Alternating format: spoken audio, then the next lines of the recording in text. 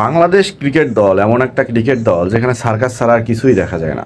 Bangladesh cricket দল এমন একটা ক্রিকেট দল যেখানে আপনি দেখবেন, যত খেলা দেখবেন তত আপনার রাগ উঠবে। বাংলাদেশ ক্রিকেট দল এমন একটা ক্রিকেট দল যাদের ঘিরে আপনি কোনো আশা ভরসা চাওয়া পাওয়া কিছুই খুঁজে পাবেন না।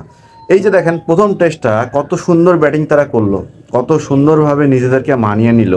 ভাবলাম গল টেস্টের এরকম পারফরমেন্স তারা দ্বিতীয় টেস্টেও ধরে রাখবে কলম্বোতে গিয়ে, কিন্তু কলম্বোতে এসে তারা যেন মাঝ নদীতে সাঁতার কাটতেছে। বাংলাদেশের এক একটা ব্যাটিং ইউনিটের ব্যাটারদের দেখলে আমার কাছে মনে হচ্ছে এরা হামাগুড়ি খেয়ে বড় হইতেছে। মানে এরা মনে হয় খুব দরিদ্র ফ্যামিলির সন্তান। পদে পদে বিপদ, পদে পদে তাদের বাতাস, পদে পদে তাদের আর্থিক সমস্যা, তারা উঠতে পারতেছে না। তাছাড়া বাংলাদেশ ক্রিকেট টিমকে নিয়ে ব্যাখ্যা করার মতো আর কোনো ব্যাখ্যা আমার কাছে জানা নাই। এই যে বাংলাদেশের প্লেয়ারগুলো যারা দুইটা করে সেঞ্চুরি করলো নাকি এর আগের টেস্টে, তারাও দাঁড়াতে পারলো না, 200-250 করতে পারে না টিমটা। সেইখানটায় শ্রীলঙ্কান ব্যাটাররা এত সুন্দর এমনভাবে খেললো, 2 উইকেটে কাজ ওকে ছেড়ে দিছে। বাংলাদেশ তো এখানে গুহারা হারবে। গুহারা বুঝেন, গ্রাম্য ভাষায় বলে গুহারা, সেই গুহারাটা হারবে বাংলাদেশ। কারণ এই যে টেস্ট ব্যাটারদের এক একটা যে কারিসীমা দেখার পর বোলাররা যখন বল করতে শুরু করলো, তারা মনে হয় মানে ব্যাটসম্যানরা খারাপ করছে, আমরা আজকে কোনোভাবেই ভালো করব না, আমাদের কোনোভাবেই ভালো করা যাবে না, তাদের রাস্তায় আমাদেরকেও হাঁটতে হবে। ঠিক ব্যাটসম্যানরাও সেম কাজটা করে, মানে যখন গেল বোলাররাও ঠিক সেম কাজটা করলো তাদের দেখানো রাস্তায়। এবং সেইখানটায় 25 বছর পূর্তি উপলক্ষে বাংলাদেশ দলের টেস্ট ক্রিকেট দলের নিয়ে একদম আহামরির কাজ শুরু হয়ে গেছে। 25 বছর হয়ে গেল বাংলাদেশের টেস্ট স্ট্যাটাস পাওয়ার। বাংলাদেশের টেস্ট ক্রিকেটাররা এখনো বিড়ালে থেকে গেল, নামে টাইগার বাগে বিড়াল। বাংলাদেশের অবস্থাটা ঠিক এমন হয়ে গেছে। বাংলাদেশ ক্রিকেট দলের ওপেনিং স্লট থেকে শুরু করে মিডল অর্ডার, লোয়ার অর্ডার, একজন ব্যাটারও দাঁড়াইতে পারেনি। সেটা গেল। বাংলাদেশ দলের যে টেস্টের যে একাদশটা তারা যে সাজাইছে, তারা কি খেয়ে সাজাইছে আমি জানি না।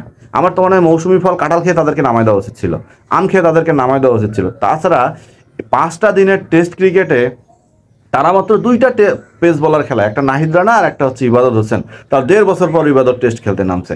2টা টেস্ট বলার মানে পেস বলার খেলে সেই 2002-03-এর মতো একটা অবস্থা দেখা যায়, যেখানে শরীফ নামের একটা বলার ছিল বাংলাদেশ ক্রিকেটে, যে একাই থাকতো একাদশে, আর কোনো পেসার থাকতো না, সব স্পিনার দিয়ে বল করাইতো এবং সে গরুর মতো বল করতো।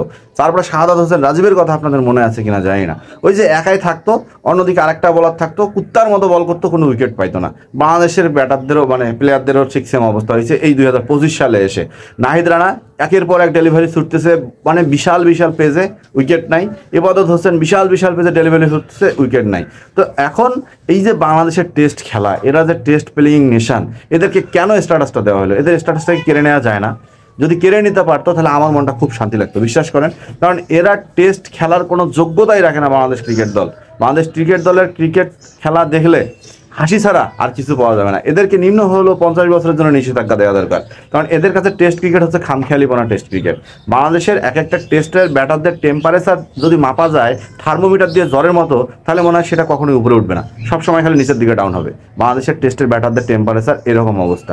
তো এরকম যদি বাংলাদেশ ক্রিকেটে চলতে থাকে, আর কত এদেরকে সহ্য করতে হবে সেটাই জানার অপেক্ষায়।